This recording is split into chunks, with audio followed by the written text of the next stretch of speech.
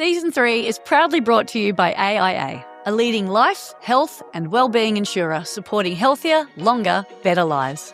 Protect what matters most and AIA will help you to do it for life. You're tuning into A Wake Up Call, which is your weekly dose of purpose packed with science-backed tools to beat burnout and boost happiness. Hosted by us, Tess Brower and 7-time world champion Layne Beachley. We're the founders of Awake Academy. This podcast mixes raw life lessons, expert wisdom and practical tips to help you stop sleepwalking through life and start living it on your terms. You ready to wake up and thrive? Let's go. Before we begin, we have a quick favour to ask. If this podcast has been landing for you, please hit subscribe and leave us a rating or review. It helps us grow the show and keep bringing these conversations to more people. Welcome back, Dream Team. Today's guest is the one and the only Harry Garside. So a few of you may know him as the man in the arena, the boxing arena that is, but we know Harry for the man that he is inside, which is someone that I have personally followed, read your book, listened to a few podcasts. We have a mutual friend and quietly stalked, all in the name of research, because I am raising boys and I'm constantly looking at men who can be a good coach or mentor, whether you physically meet them or not. And I would have to say you are up there as the man I would love our kids grow into. Aww. And very nice. This episode is airing in Men's Mental Health Week. And Layne and I are so passionate about men's mental health. Unfortunately, 9 people a day choose to end their lives.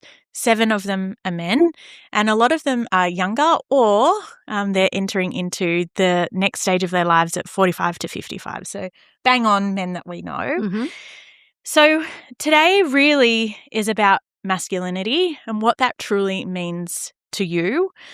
You've experienced it on many different arenas and floors, and the one that really hit me the most, if anyone saw this, is at the Olympics when you cried on national TV.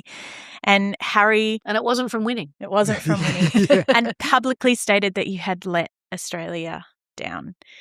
What was most poignant for me in that interview was the moment you were asked for Australia to almost forgive you, but that you were going to need a couple of days to come back from this moment. So you asked for some peace and some strength in that moment. And what came was an avalanche of support for you. So I'd love to know what that moment was like for you, but I'm going to give you a formal introduction first. So Harry is Australia's Olympic boxer who won bronze at Tokyo 2020 Games, breaking Australia's 33-year drought in the medal Olympics. I would have thought there'd been more. I've been to a few boxing matches on a Friday night at Manly, and I can say... What, at the local pub? Was it? Yeah, at the Stain. Golden... One pub I've been thrown out on, by the way. Were you in the arena? I wasn't throwing anything. Oh, I God. was playing fuzzy duck and I pointed. Yeah. That's not allowed. No. Not allowed. Oh, that was the fun police era of Yes, Manly? yeah. Yeah. All right. Gold Was at the it? 2018 Commonwealth Games, gold at the 2023 Pacific Games, 9-time Australian national champion, and competed again at Paris in 2024 Olympics. Beyond the ring, he's the author of The Good Fight, which is an amazing book, an AIA ambassador and voice of the Let's Talk mental health series, runner-up on I'm a Celebrity, Get Me the Hell Out of Here, a qualified plumber, a poet, and one of Australia's most outspoken advocates on vulnerability, emotional intelligence, and breaking down gender stereotypes. Whew, wow, there's a lot going on there. Yeah. Also a great ballet dancer. Yeah, I karaoke try my hardest. singer. Yes, thank Yeah. you. Yeah. It's hard to listen to things about I yourself. know, it It's really like, is. yeah, I can okay, see you just getting uncomfortable there like- about it right now. wrap it up. Yeah, I know. Why I know, is I it- will. Why is it hard? I don't know. I find that it's like a I don't know. I think there's like a weird identity piece around like knowing who we are in full, you know, and like what we do isn't who we are. And there's Yeah. like that weird separation of like, it's hard because that's how the world sees you. Yes. The world sees you through success or through what you do. Or often I ask people like, hey, what do you do for work? Like it's one of the first 5 questions that you ask someone, right? So Yeah.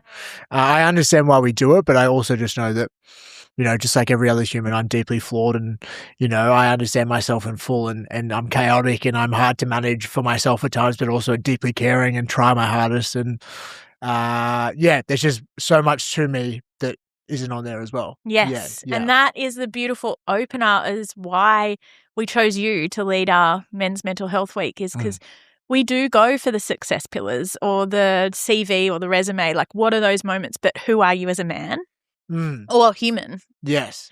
And So who is the real Harry?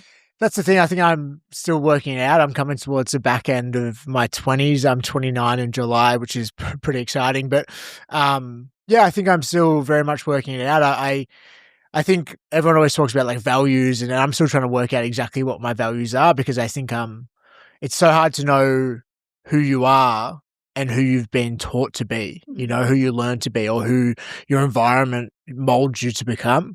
And I definitely felt growing up like probably the key to my life in the first, 10 to 15 years was just very much trying to prove my masculinity. Who to? To my two older brothers and my dad, definitely, and other men around me, whether it be uncles or dad's friends. I think it's just quite natural for young people to want approval of the people around them. And we're very much just trying to find our way through the world. And when you do something that's a little bit authentic, but then it gets shamed, you're like, okay, maybe don't do that again. So like we learn these things slowly but surely about how to act. But then I think in my 20s, I've very much just been conscious of trying to like figure out what is actually me and what is something that I learned. And I'm still trying to navigate that, because I think there is an element of, if you've done something for so long, you really struggle to sort of see if it is authentically you, or it's just something that you've done for so long so it feels like you. So I'm still very much working it out, but I just know that deep down, like, I'm deeply curious. I think about way too much, way too often. I call it mental masturbation. I just love I love thinking about it all. I truly do. It's crazy that we're here. I find it incredible when I think about it weekly. Like, we're on a spinning rock, just like making this existence up, and we care about the people we love, and we feel passion, purpose, energy, hate. Like, there's so much moving through our body, and that's just, it's incredible. It's incredible to be here and to be in it. Like, I fucking love it. I love it. That's obvious. And you're an incredibly deep thinker. As the matriarch of this conversation, because I'm 54 and you're 40 and you're 29, I must admit, when I was 29, I thought I did have it figured out. I thought I did know. And then I hit 30 and I realized I knew nothing. I really didn't know anything at all. And that was the true awakening for me. So when we love to start our conversations with around a wake-up call, and you're obviously a very self-aware, self-reflective, a deep thinker. Has there been a particular wake-up call that's helped you understand yourself better, or because I know you're still trying to work out who am I and how am I perceived. And as I've learned, it really doesn't matter about how you're perceived. It's about how you portray yourself, because the story that you tell about you is a reflection of what you think about yourself. And the more that you worry about what people think of you, the less you'll be authentically you. So was there a particular wake-up call for you that made you realize, actually, it's okay to be me and this is who I am? Oh, there's so many little moments, I think, throughout my life. I would say overall, probably the Reach Foundation entering my life. So they're a youth organization, and they started by Jimmy Steins, AFL football player, Brownlow medalist, who's sadly not with us anymore, and Paul Curry, a film director. And they entered my life when I was 16. They ran a workshop for all the males in my year level, and females as well, but a separate workshop. And I went to a public school. A lot of my mates were like very bogan and boyish, and I was one of the boys. I was like one of the popular kids in the group, and I can see why. Yeah, just like they held this like weird power dynamic, and but it was like the first day, I think, in my life that I think I got the opportunity to delve inside myself and show my mates some parts of myself that I'd never shown anyone. And that's just, I guess, a bit more vulnerability. And there's so many reasons as to why I felt safe enough to do that day. It was obviously the people facilitating it. The activities that we were doing were like perfect for you. I was 15, 16 years old. It's like a perfect age. And throughout that day as well, like, I think I learned a lot about the people in my friendship, not in more so my year level, who I thought maybe were a little bit weird. And you realize that they've got a lot going on at home, and you sort of see them as more of a human rather than just like that weird kid that you often dismiss. So it was, that was like, I started as a participant, but then I started working with them for like 4 years, and I started going out to schools myself. But through that process of 4 or 5 years, they just gave me like a beautiful space to like build emotional intelligence, which I think that, I guess this is a stereotype, but there is truth to it. Like, it just seems like young girls and girl groups just have way more of a capacity for that, whether that be holding space or exploring, emotional ideas, where it's like it doesn't feel like there's many spaces for young boys to explore that or feel safe enough. And Reach was very much that space where I could. So I'm so grateful for that, because all that I learned in that 4 or 5 year period was just, it'll be with me forever. Yeah. That's awesome. What did I often call, like, when you open the door of learning of yourself, you start to uncover the things that you dislike and the things that you like, but you've never given yourself permission to feel. And that was one of the biggest awakenings when I started my when I opened Pandora's box. I was like, wow, there's some scary shit in there that I've buried, dug under, Band-Aid with like alcohol, partying, overworking, hustle culture.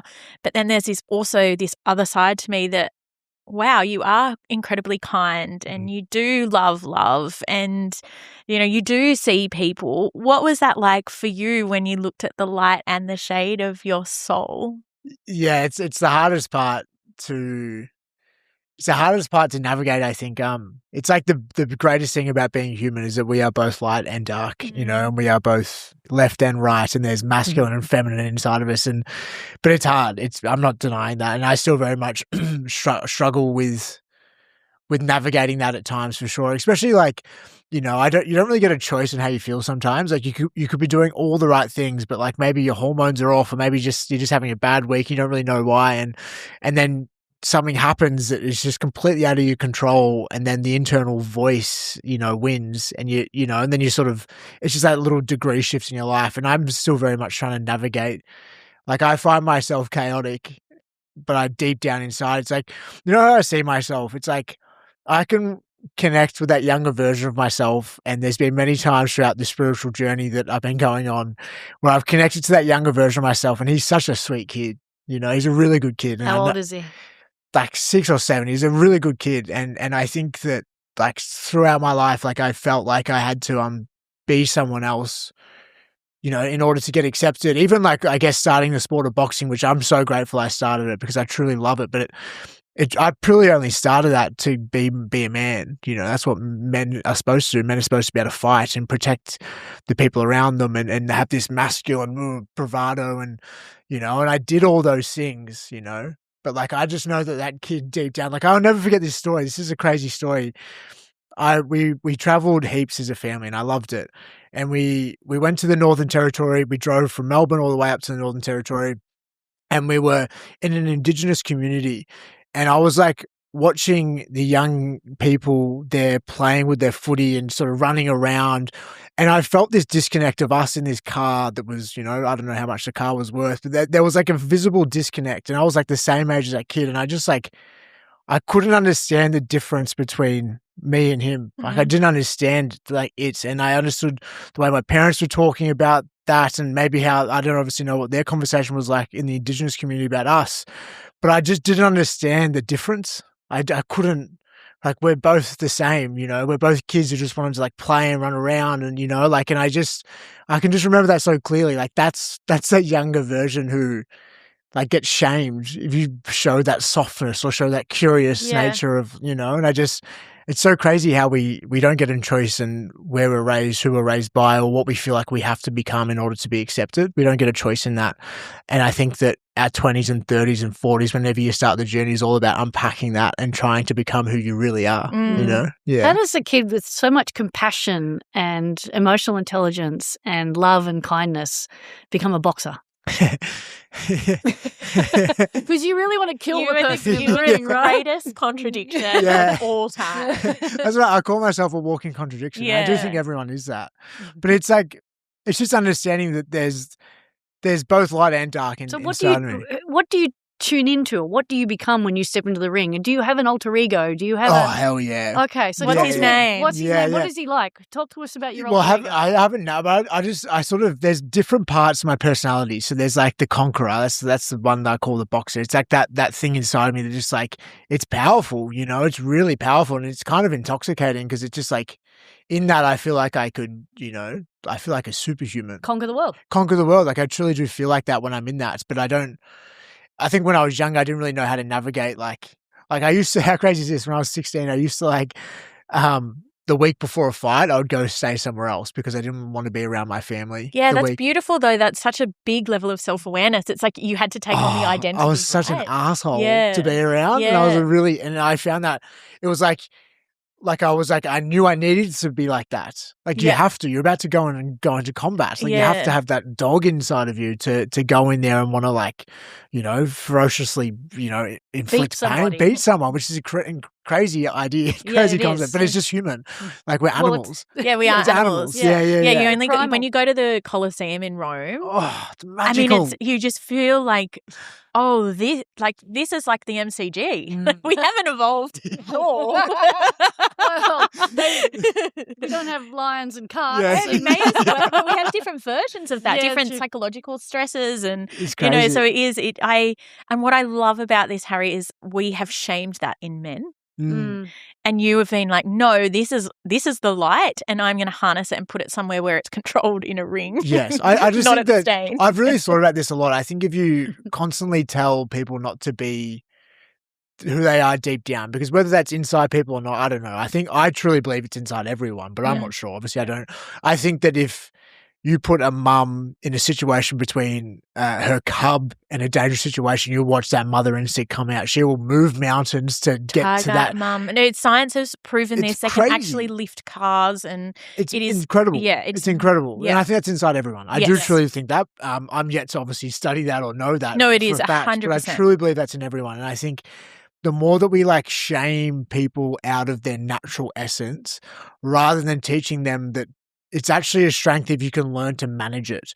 I think if you suppress that natural thing inside of you, it comes out in the darkness, and it comes out when no one's around, and it comes out in really ugly places, whether that be in the home or whether that be in, you know, and I just think that it's about putting eyes on it and learning to navigate it and learning to, I wouldn't say control, because control is this weird power dynamic, but like learning to almost love that capacity inside of you, but managing it. Yeah, it's like harnessing. Yeah. I think it's so important, but I don't like suppressing it from a young age and saying, don't be like that, or it's like, no, like learn to manage that, you know, because it's going to be in you probably for the rest of your life when someone cuts you off in traffic and you're stressed, like, ugh, you know, like, okay, deep breath. Yeah. Don't get in the car with Elvin. No. My husband, the other day, we've got a 17-year-old and a 16-year-old boy, and this is when they were like, say, 16 and 14, but they were having a fight at home, and Chris was like, right, get outside, get into the trampoline, gave them both boxing gloves and said, if you're going to do it properly. Start swinging like Celia. That's exactly what my parents did. I mean, that is so, like, because we're monkey brains. We need to get it out. And there was going to be tears anyway, so at least it was harnessed. I had to leave the room. There's actually this weird bonding act, though, that like, and I'm sure you probably felt this in surfing, right? Like when you different with men and women. Yeah, but when you feel this like sense of like, I think it's like when you go through something hard, even if it's against the person. Yes. When you go through something together, there's this vulnerable connection. The trauma bond. It's crazy. And then I think that it's like you always see like two males at the pub fighting, and then 10 minutes later they're having a beer at that's alcohol. Yeah, for sure. That's alcohol. But there's this weird bonding act. It's like even when you go through a tragedy in your family, like of course, your family always connects after, you know, obviously it's when substances are involved, it's different, but like, I do think that there's this beautiful nature of like you're putting yourself out there together. You're being completely vulnerable, you know, in a different way, not vulnerable through words, but vulnerable through action and bleeding and, you know, putting yourself out there. And I think you just connect. Yeah, you see it like on the footy field, they're bashing each other up, they're like heckling each other, and then the whistle blows, like, hey, Nay, unreal, mate, good stuff. So considering you've grown up in a tough love environment and you've protected and conquered and beaten and, you know, there's that real masculine aspect of you. How did you learn or I'm sure actually I know you have, but how have you learnt that vulnerability is safe? Oh, it's a beautiful question. Yeah, that is such a nice question. It's hard because I think when I was younger, like I would be vulnerable, and then I think the people around them, for no fault of their own, they didn't know how to handle it. Especially, say, if you're being vulnerable to a mate, or you're being vulnerable to a man, or you're being vulnerable, say, to my dad. It's like, can you give me an example? So, like, if I was to open up to, let's say, my dad, for instance, a little bit of an older generation, very old-fashioned. He's a deeply emotional man, but he suppressed it way more than I ever have. Mm-hmm. And I think that it's confronting for him when I was to open up and share something with my dad that was very personal, whether it be about a breakup or something like that. Yeah. And my dad feeling the discomfort of that and sort of not being able to. And what would his normal response be?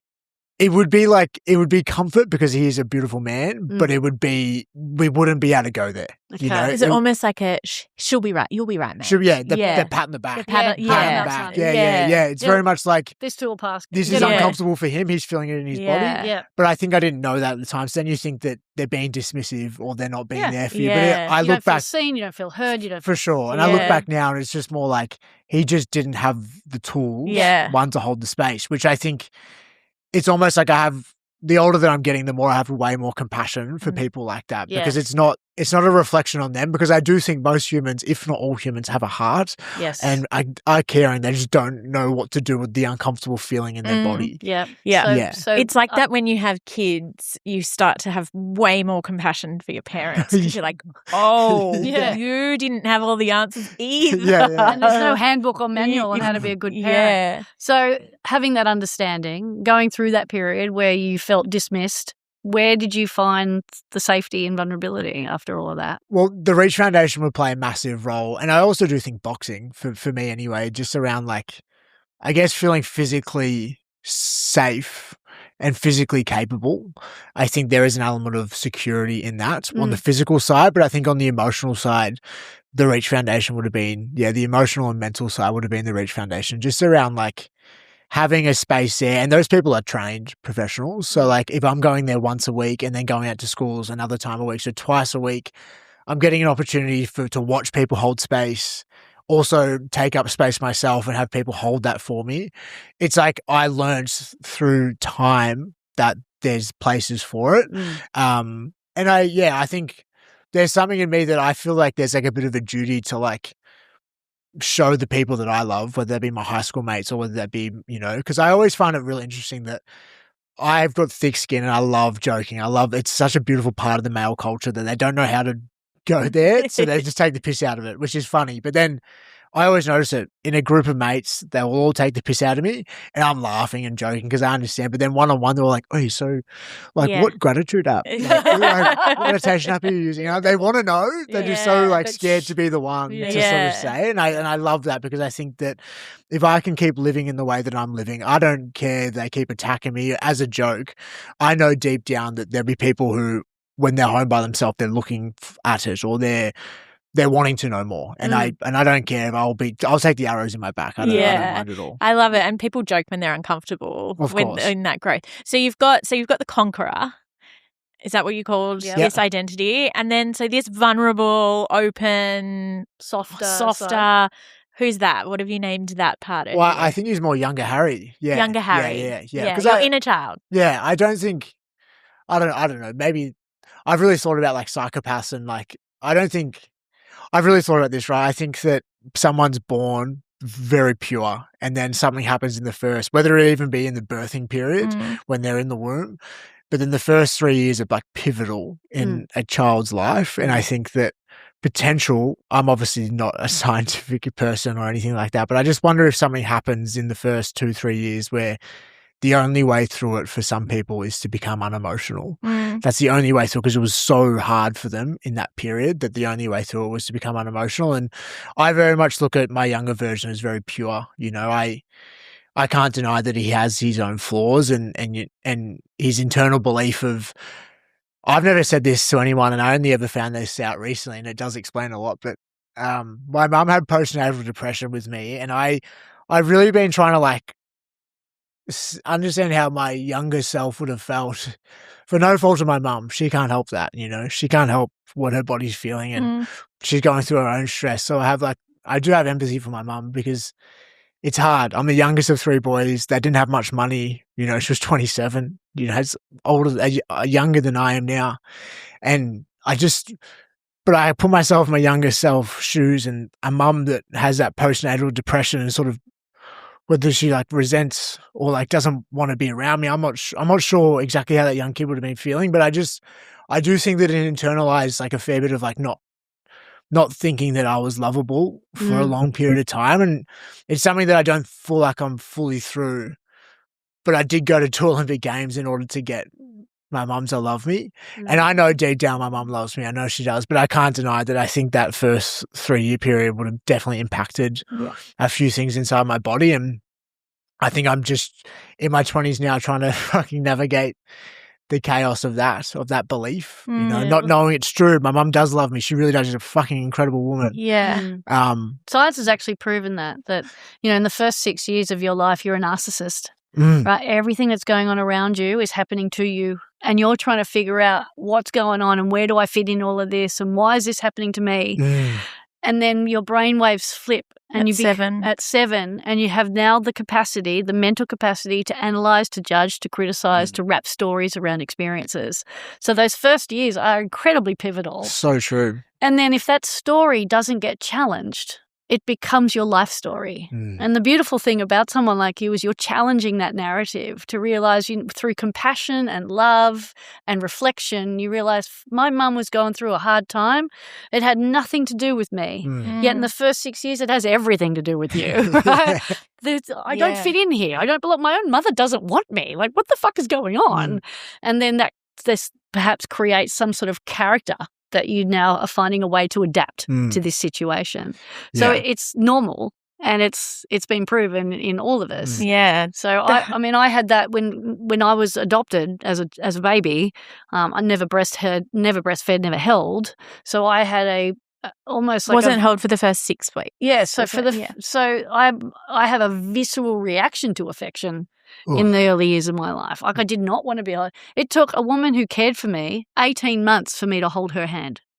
So I was very ambivalent and very like, don't come near me, don't touch me. Didn't understand it, never took the time to process it until, of course, you become older and wiser. You're like, why was I like that? And did it happen to me or did it happen for me? And that's the question that you can ask yourself. Your world titles were based off self-worth, to be loved. How do you feel like that now? Like, look, I reflect on that person, and I have compassion for myself at that young age. Like, 'cause I didn't even know myself. I didn't know where I came from. I didn't know my mother. I didn't know where I belonged. So I didn't know anything about myself. So I projected this persona that was so not who I was. So I can't actually relate to the competitor that I was. So I say I won 7 world titles, 5 in fear and 2 in love. So the 2 world titles that I won in love were process-driven because I was in love with just doing the things. That's a beautiful place to be. Oh, isn't it? It's so effortless. It's so enjoyable. There's highs and lows, but they're not like this. And then the minute they become outcome-driven, which was 5 to 2 to 6, or the 5 there. Or proving worth. I was all trying to prove myself, prove that I was worthy of the success, prove that I was just... I don't know what I was trying to prove. Worthy of love. The fact that I was worthy of love. That's all I was going for. So self-worth drives us to do pretty remarkable things. Yes. And it also drives us to do pretty fucking destructive things as well. Destroy ourselves, destroy our relationships, destroy all the things that make us whole.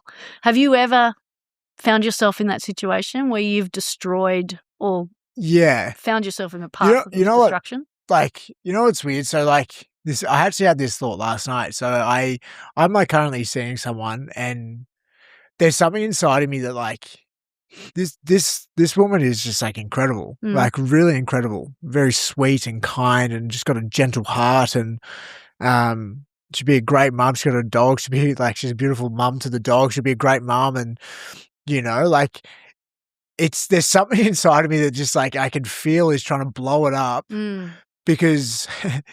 I think the internal story, I don't know if this is just a thought or if this is actually true, but the internal story is, if I am to fully be in this girl is like perfect. She's got a heart of gold. She's like so pure and so nice, hasn't got a bad bone in her body.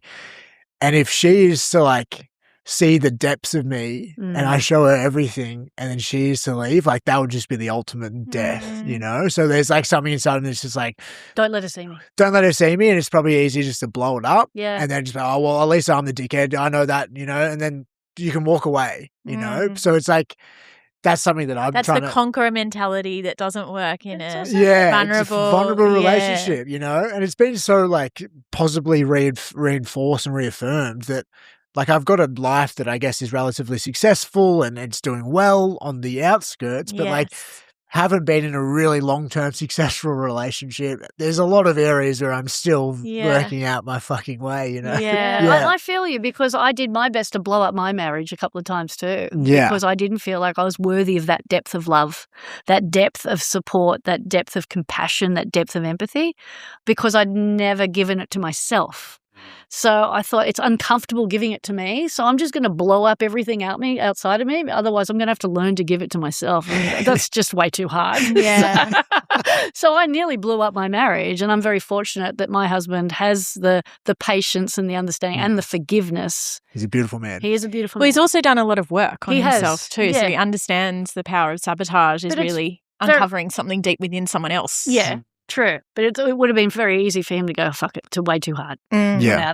But he didn't, and I'm very grateful because now I reflect back on that and go, my God, I was doing everything I could to ruin this. Yeah. And I'm so glad now that I have what we have.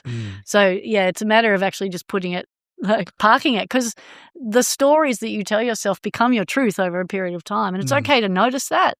That's the beauty, is noticing it. Yes. Going, I'm blowing this up because I'm scared. I'm scared that it's going to actually make me whole. It's actually there's this level of annoyance inside myself of like I'm so self-aware and I've been for a long time, but it's like it doesn't really matter how self-aware you are if you can't action the things that you know you need to do. And I think I'm very much trying to navigate that. And I think that every time I don't do it, you beat yourself up more. And then it's like a self-fulfilling prophecy of just like cycling. You feel shit, so then you do something you don't want to do to feel better. And then you're like, oh no, then I feel shame and guilt for the action that I just did. And then you're like, oh, no, what was I avoiding all along just ended up being the thing that It's crazy. So I am aware that I can talk until the cows come home about all these things, but it's like until I ever action what I know, it doesn't mean a thing. The great question, sorry, I'm going to stop after this question. It's the statement, then I'll give you a chance to speak. But I did some emotional healing with a therapist a couple of years ago, and when I was feeling these moments of discomfort and self-sabotage, he's made me stop and ask myself, what's the basic emotion I'm avoiding right now? Because it's always a positive answer. It's always in the positive. So when you're feeling like you want to blow this thing up and you ask yourself, what's the basic emotion I'm trying to avoid? It's normally love, compassion, connection. What was it for you? Yeah, I think it would be deep love, from someone. Yeah. From a feminine. Yeah. And I had therapy on this. My parents divorced when I was 2.5. So there was obviously things going on before I was born. And I did this regressional therapy where they put you back into womb. Ooh. And and I had this deep, profound moment where it was almost like this light bulb went off inside of me where my mum wanted another baby. Like she knew that I was coming through. The relationship wasn't great. So it was almost like conceived under resentment sort of thing. So I never really felt like I belonged. And so I've always considered Layne and I love each other so much because we feel like we're a bit of the outliers, that we don't really belong any certain way. We're like we don't belong anywhere. We don't except with each other. And we get each other. Yeah, and I asked my mum about it, and she's like, "Yeah, you were like, of course, like I wanted you. You wanted to be here, but it wasn't harmonious." And I was like, okay, well, what the fuck do I do with that now? So it's like, and then I took this piece because that was like a deep therapy, and I took it to my therapist, who was she was a psychologist, but Like a psychotherapist? A psychotherapist. So you have to feel in your body. And I was talking to her about this, like, I don't feel like I belong, and it's because I was and I was like, blah, blah, blah, blah, blah, blah, blah, blah, blah. And she just said, I have to end this session. I can't work with you. And I was like, what? Whoa. And she's like, you need to feel this before I can work with you on it. And you can talk and talk and talk your way around and out all of this shit, but until, say that you can feel the penny dropping in you now, until you're ready to feel that you felt, and then like I felt loss, abandoned, like when the divorce broke out, I thought it was my fault, like I blew the family up because I was born and then everyone separated, like I had this deep sense that I fuck everything up. So how can I be loved? And my default to that was when things go bad, I blow it up and I leave. And now with my husband, control thing, right? Yes, yeah, and you're in control of the outcome. I want to control. I want to be the one that gets out before you see me, and before this is gonna go pear shaped anyway. So I said to my husband when we first started dating, which is an exercise I'm going to ask you to do with your new partner. We said to each other, "What are your strawmans? Like, what are the moments that I need to watch out for that I know something deep is going on?" And I said to him, "I run." And if I run, I need you to catch me. I need you to come for me. Need you to block the door. No, yeah, like give me a bit of space, but then like come and find me. And I know that that's not your responsibility, but I need you to know that you're going to get me. Yeah. And he's like, okay, well, I'm going to challenge you. You're not allowed to run. Ooh. I want you to sit in this discomfort with me and just tell me how you feel in that moment.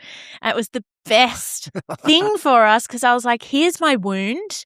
This is how I've intellectualized it, but this is what I do when I'm not comfortable with it. Yeah. And will you sit with me in that discomfort? And he's like, I'm fucking there with you. Jeez, that's a beautiful adult relationship, isn't it? Just? Oh, it's gorgeous. Yeah. So gorgeous. I think, I feel, and I know this woman would sit with you in that and welcome the discomfort, because what happens in discomfort? Always connection, usually, not always. Yeah. There's it. I'm assuming you guys haven't seen King Arthur, the movie. Charlie Hunnam, isn't it? But there's the whole premise of the movie. I won't bore you with the whole movie, but the whole premise of the movie is he can yield a sword, but every time he yields a sword, it takes him back to the deepest memory of his psyche that's very traumatic. And I really connect to that because I think I feel incapable of deeply feeling or seeing what I need to see and feel what I need to feel. So I can't yield the sword, and the sword has all the power, right? Yeah. And I just very, very much connect to that around like the only way out is through. I've got a life that is just positively reinforced all the time. Yeah. But I do know that we were feeling beings before we were thinking beings. So why do we think our way through all of our problems? Yeah. Feel your way through. And I do know that. I know that logically. Yeah, you intellectualize it, but your biggest growth area is your relationship and allowing yourself to be seen. And the most interesting thing about postnatal is the mother's ability to connect with the baby. And you are aware of that now. And you know what happens in that moment? Connection through the eyes is lost. So you've got an incredible eye gaze and a great hold, but when a baby, like normally you look at the left eye to gain connection with someone, because that's normally she's like feeding and looking into your eyes, but mothers with postnatal, they can't really connect in that way. You know what I've really thought about this a lot. So my mum would come home just stressed life. She had to work multiple jobs, same as my dad, raising kids. And I just very much would analyze my mum's face and gauge how she's feeling energetically, and I would adapt. Yeah. Because I never was like, my brothers were like burning the house down. I wasn't like that. I was like, don't annoy mum. Yeah. And I very much analysed her face, and that's the reason why I'm successful at boxing. That's all boxing is. You just get inside a ring and you pick up on little cues in there. That twitch of the muscle, that little slight thing in their eye. That's all it is. It's all subconscious. But that's all I did with my mum. I would just have to very much study my mum, study her face, and that's why I'm good at it. I analyze people's faces because I can see it. I can see something when someone's not saying something that they truly believe, or they're playing a character, or I feel it. I feel it in my body, and it's annoying. It's annoying to constantly have that when you're in conversation. It's frustrating. I'm like, turn off. Do you do that with your girlfriend? It's annoying. You're like psychoanalyzing every situation because it's just like humans are flawed. We're beautiful creatures. Yeah. Why you're doing that? Survival. Yes. Survival. Yeah. Safety. Yeah.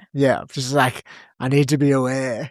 Yeah. I need to know. Yeah. When I need to either swing or duck, weave. Yeah. And isn't that the beauty of life? So I'll give you my therapist's name. Oh, yeah, would love that. Would love that. But it really, I feel like it does start with the ability to be seen, warts and all. And there is no greater love in the world that you can have for yourself is accepting light and shade, but then letting someone else take that with you. So what a gift she is to your growth.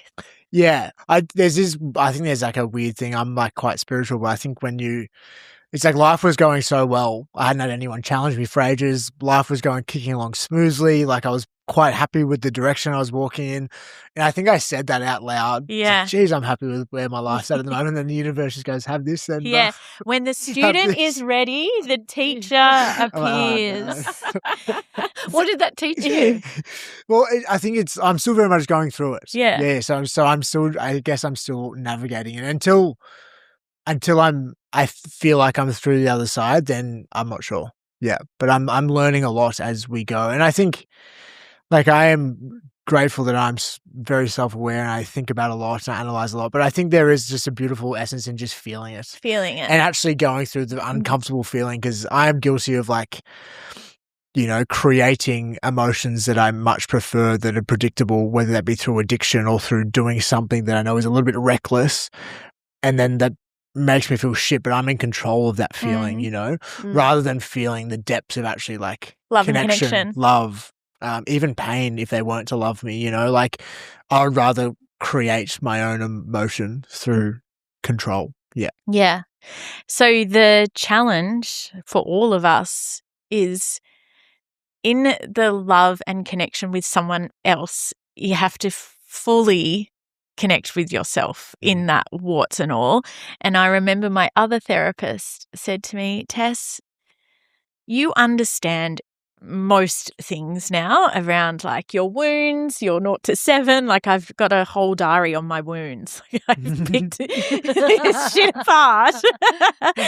And she said, I need you to go home and switch off everything and turn on the fucking Kardashians and eat the chocolate and just start experiencing a little bit more of life. Just be a human. Just be a human. So, Harry, just go and be a human. Yeah.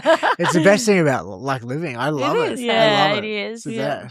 So there's a lot of men that listen to this podcast, which is great. And a lot of them are training religiously and relentlessly at that. They're working on their like physical armor so that they're ready for the war. How do you, and what advice would you give to the men at my home, the men listening, or the wives listening who need the men to do the work, to give them confidence that you can open up and you can heal? And what would be your advice to them? How do they open up slowly? It's such a hard reality because I think every human is different. And I also can recognize in my own life that the way that I attack my life isn't how my brothers or my dad or other people that I grew up around sort of navigate it. So I do understand that, like, the way because I've always expressed myself through word. I'm really grateful. From a young age, I've always had girlfriends. I've always connected to the girl group, and then I felt like I had to be more like the boys, so then I'd be boyish, because I wanted my brother's acceptance. But I always had like girl best friends because they would go there. They would go there more often. They're the conversations I wanted to have. So I'm aware that a lot of men don't feel comfortable in that space. And that doesn't mean they shouldn't do it. But if you feel called to do something, do it.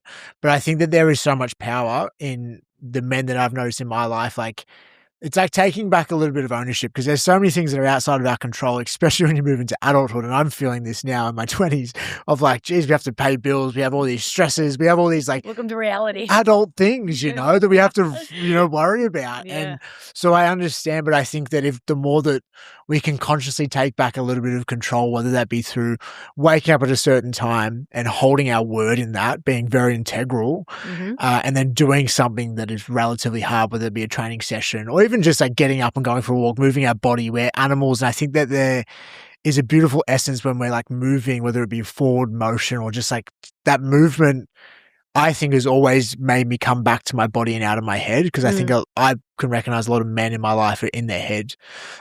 So movement doesn't have to be strenuous. I think the strenuous, the better, but that's my own psychopathic mind being an athlete. Yep. But I think, movement, being very integral. I think our word is the only thing we've got in this world. And I think the more that there'll be times in our life where we don't uphold our word, but the more that we can consciously say we're going to do something and follow through and be reliable, one with ourselves, the more that I think people have trust in us, you know? And I think there's a lot of men who just deeply desire to be seen, and they get seen through doing acts of service or doing things in the background that often gets overlooked. And I've always felt that with my dad. He's a fucking beautiful man. Like every time I used to go back down to Melbourne when I was like 20, he would always have the spare car free, clean and full of fuel.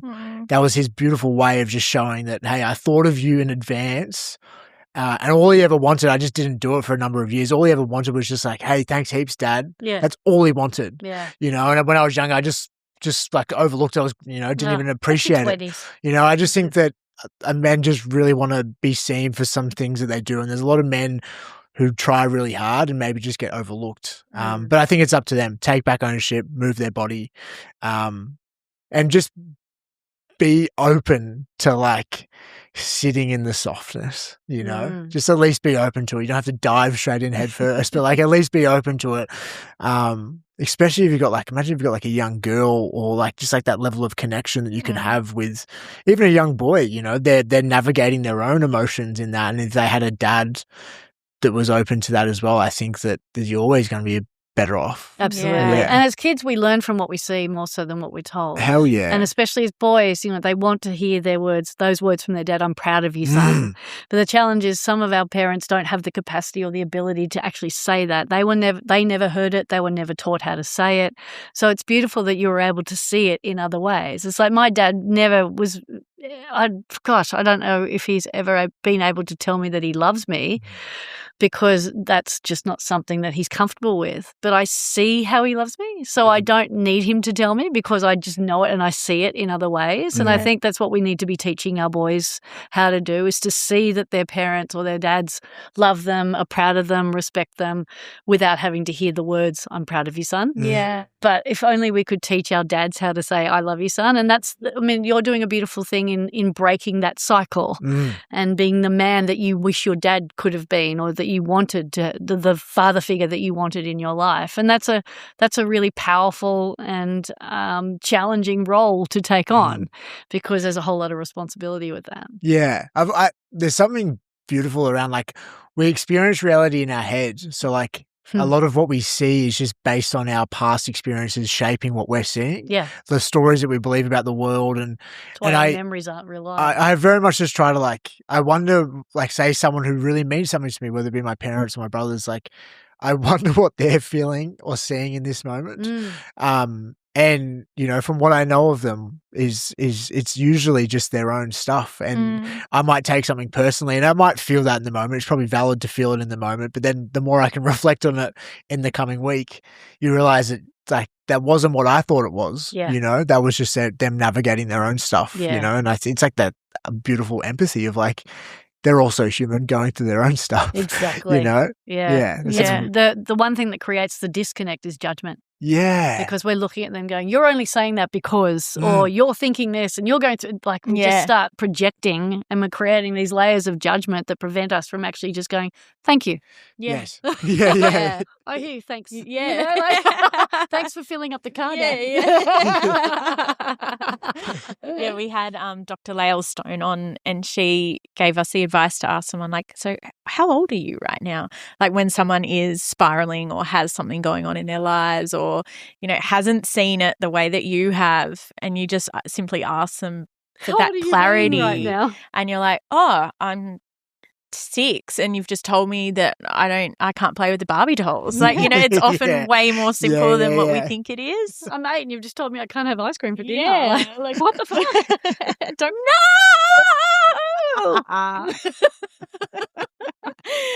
All right, so that was our AIA Do It for Life toolkit. So we've got exercise more, so move your body, be open Be Sit in curious the softness. to sit in the softness. I just think curiosity, is like one of the greatest It things. is. Because I think every young person is naturally curious, but then slowly but surely get it taught out of us. Yeah. You know? But I think curiosity just moves you away from critique of one yourself and other people, and just like more like, hey, why do you act like this? And it's like there's play in that curious. It's like really nice place to live. Yeah, you know? it's beautiful. Yeah. You don't Curiosity. see people as like someone doing something weird. You're like, oh, why are they doing that? Rather than, gee, what are they doing over there? Yes. Like it's just such a difference. Yeah, Such and a difference. I noticed this with the boys because we have a 4-year-old and he loves dancing. And one of them said, oh, don't let him go and do it. And I was like, why? Why can't he go and do dance class? In fact, I might put him in now to ballet because you said that.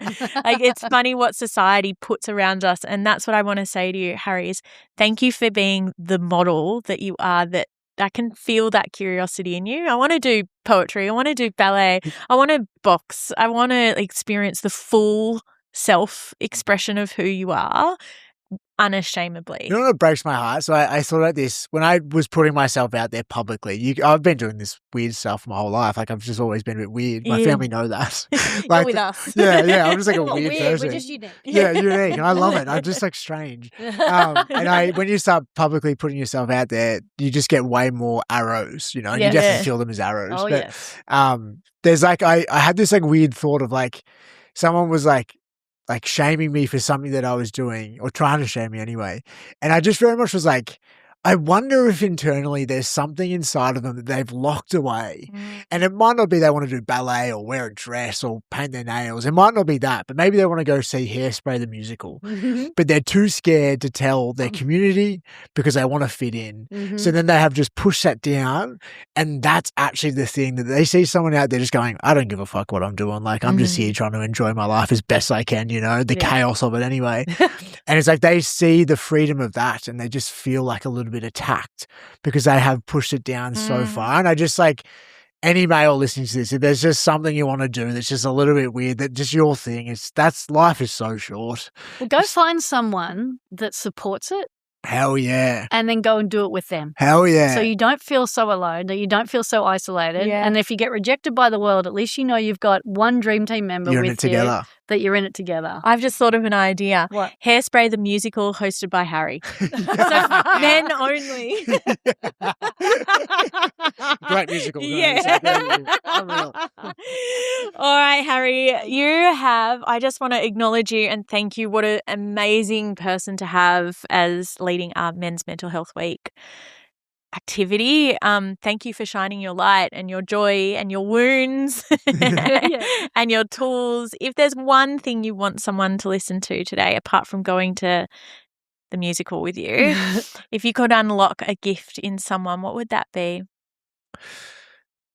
I think we spoke about it a lot already, just understanding that our subconscious is formed in the first 5-7 years of our life, and a lot of our decisions are made from, you know, a version of ourselves that was hurt or not hurt, or, you know, just trying to navigate the existence of a 5-year-old, you know. And I think the more that we can understand that there's just so much more inside of us that just needs maybe a sense of love and connection, and from ourselves, not from other people, from ourselves, more importantly. Yeah. I love that. But having the emotional intelligence and the awareness to extend that to ourselves Yes. is part of the Yeah. challenge. LB, Yes. can I ask you came into this and said, I'm the matriarch of this discussion. You understand Harry on a level I don't, putting yourself in the arena, performing on the world stage, relentless pursuit of success.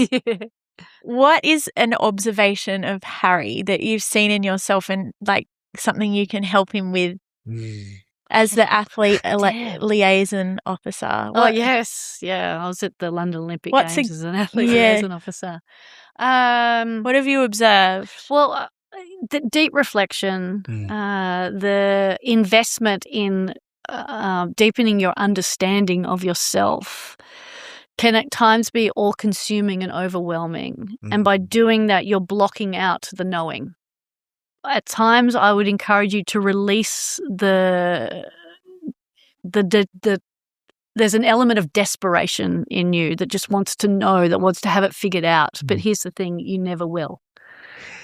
I'm still figuring it out. You're so right. It's so crazy. Yeah. I just want to know. Yeah. I want to know what we're doing. No. I want to know what I hear. So the I want to know what beauty, happened. as Tess said, if you could have the courage and the patience to sit in the not knowing, that's where the deepest amount of growth and evolution will come for you. You are a naturally curious, gregarious, open and willing student of life, and that's a beautiful thing to have, but it needs to be contained, not restrained. So contain it into moments and experiences that's going to help you get the most out of that experience. But if you're bringing it to every experience, it's going to prevent you from connecting as well. So harness it in a way that supports you, not sabotages you. And you'll know when you're in that dance of where you're at with that dynamic of yourself.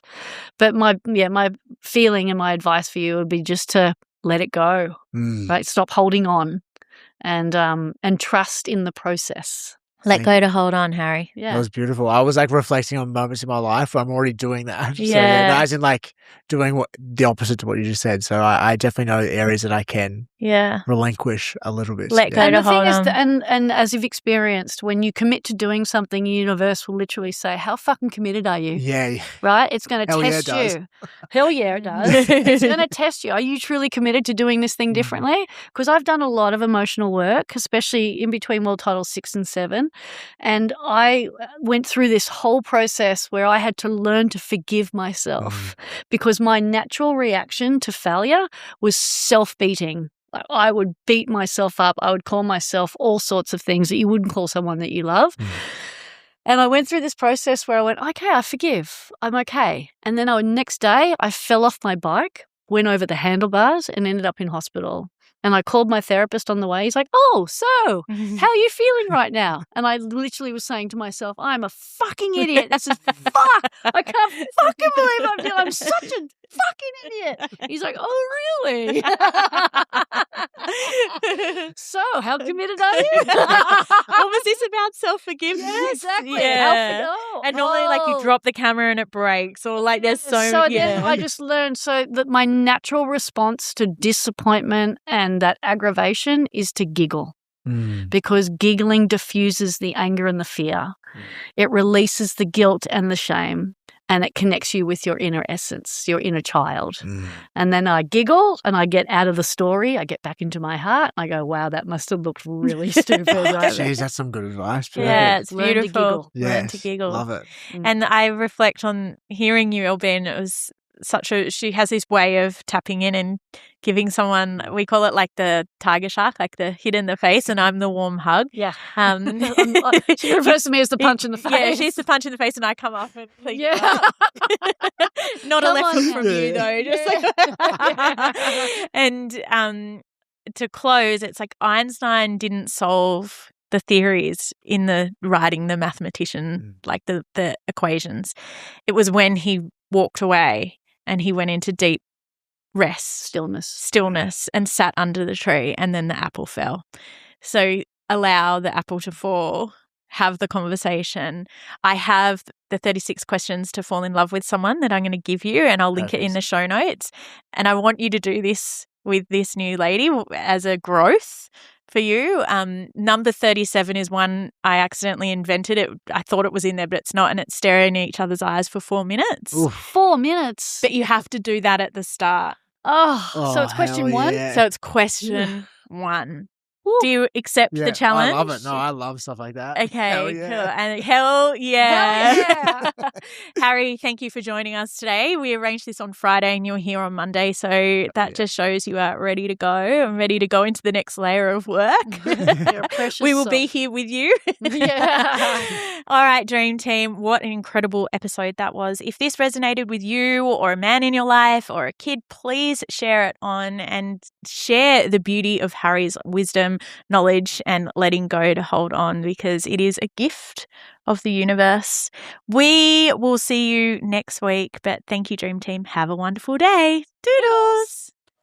Have you been listening to this episode and thought, mic drop, maybe I'm ready to get coached or have some therapy, but you don't want to go all the way down and get a therapist. Welcome to the Awake Collective, where we do monthly coaching to help people feel accountable, supported, and they keep on doing the work that you hear in this podcast. It is life transformative, right, LB? It's a community of support and like-minded people who are willing to keep investing in themselves, because what we do is we help people help themselves. If you've enjoyed what you've heard today, then the Awake Collective is for you. So come and join us at awakeacademy.com.au and join us for monthly coaching, a community that supports you, and tools that you can use in your life to thrive. Let's go. See you there.